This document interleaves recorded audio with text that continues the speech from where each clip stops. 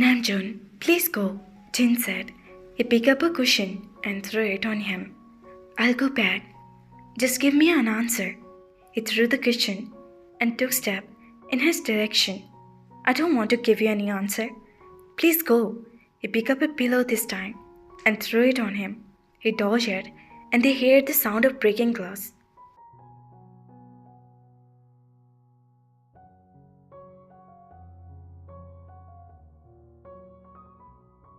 Uma is going to screw me for damaging Kim's uncle's property, Jin gaps, and it's just because of you. Namjoon ignored everything and stood toward him.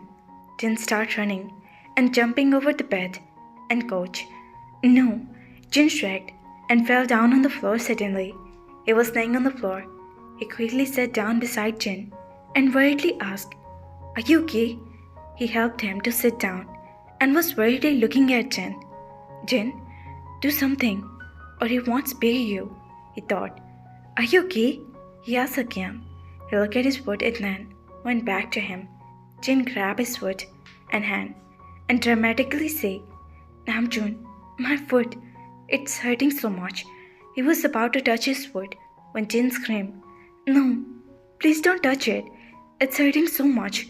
I can't tell you.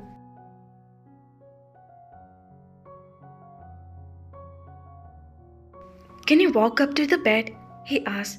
I don't think so. He faked a hurt expression. But I can try. He tried to get up.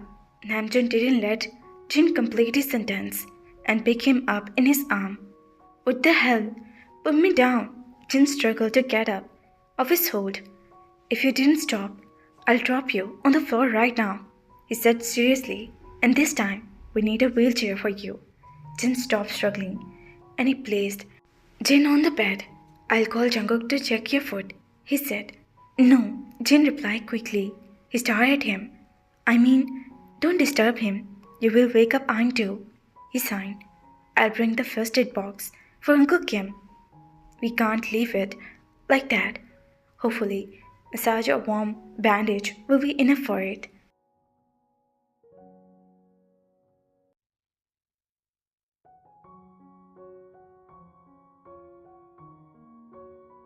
He said, looking at his foot. He went out of the room. He took a sigh in relief. Thank God. He got distracted. Jin smiled. He humming a song again. After a few minutes, Namjoon came back with the first aid box in his hand. Jin straight up and put a hard expression on his face again. Move your foot forward, he said while sitting on the bed. He picked up a massage balm for the box, looking at his foot, and paused.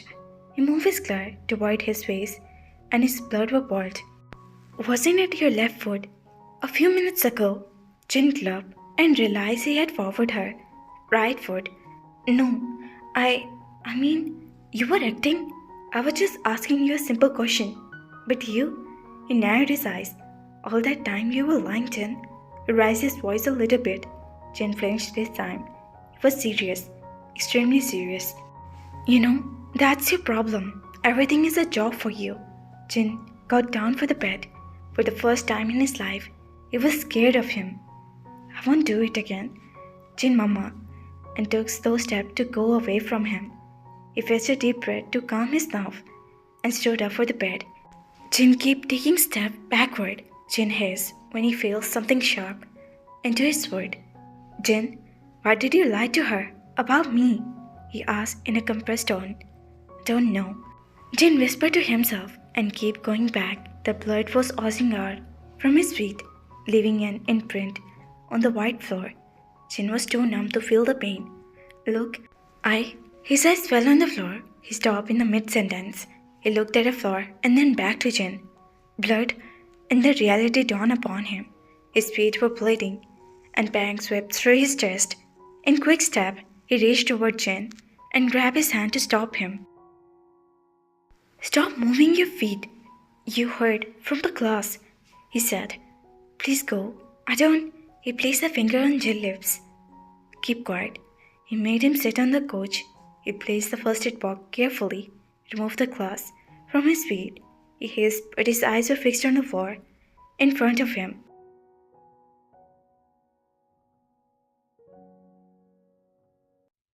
Why are you such a nut, Jin? He asked while cleaning the wood. His tongue was tough, so were his eyes. I don't lie. You're a rude and soapy person, always bossing around. That's how you treat me. Jin almost whispered the last sentence which he heard. You were not supposed to involve a complete stranger into it. That shameless girl? Jin? He gave him a strict look.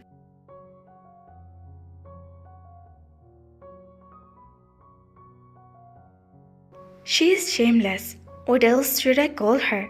Jin gained her confidence again. He didn't want to laugh, but couldn't stop it. And for Nami, and then for Namjoon, Jin mimicked Nami. What? His eyes shot open. She said that. Not me. Jin rolled his eyes. I want to curse her, beat the hell out of her. But that shameless girl. Jin took a deep breath, but I controlled myself because she was our guest. I'm handsome. You can expect such reaction for girls, he replied playfully, and an amused grin rippling the corner of his eyes, smoothing his mouth. He was wrapping a bandage around Jin's foot. No, don't consider yourself handsome now. It's just her. I said is weak, and she is mentally paralyzed. You're getting jealous for him. Not possible. You don't know how people are getting shameless these days. But you don't worry. I won't let you single blood on your dignity. Namjoon gave Jin a quizzical look. She was openly trying to flirt with you. I know. She wasn't your type. That's why I told her to stay away from you. Jin patted her shoulder with a tight-lipped smile on his face. I make her understand that she shouldn't mess with the Jones. Okay. Then what's my type? He raised an eyebrow in amusement. I don't know. Jin formed and thought for a second, and I don't want to know. We may not get along, but you are my cousin. If a boy will tell you these things about me, won't you stop him? That's what I did, Jin explained. And Namjoon shook his head. He narrowed his eyes and said, I'm helping you, and you are mocking me. You are insensitive. Thank you. He teased him. Pleasure is all mine.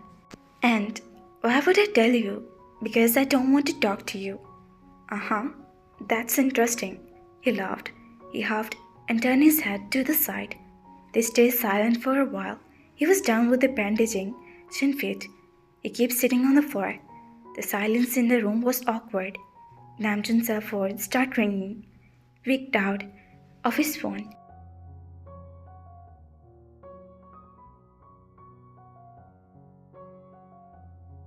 Miss Nami was the caller ID with display on his screen. He turned his gaze toward Jin. He saw the name and averted his eyes.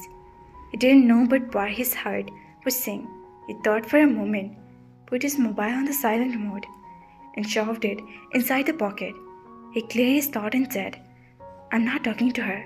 It's just I couldn't deny her when she asked for my number. I yawned and placed her head on her daddy. She's sleepy. Take her to the room, Jungkook. I was thinking the same, Mom. Jungkook stood up. He glared at them. They understood.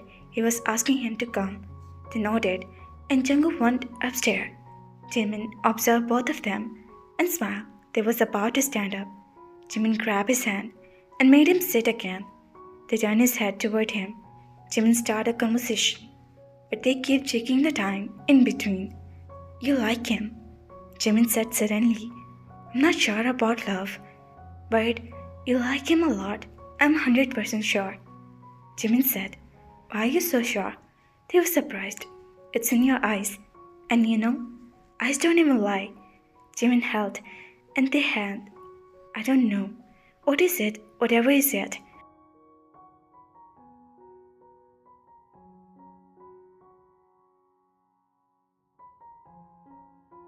It surely is. I love how he is attracted toward you. Your Appa used to say you were his friends, but Jungkook too. Treat you like one. I'm so happy for you. Jimin took him into a warm embrace. And when you both talk through your eyes, that's the most romantic thing ever. Jimin backed off. Go. He must be calling you.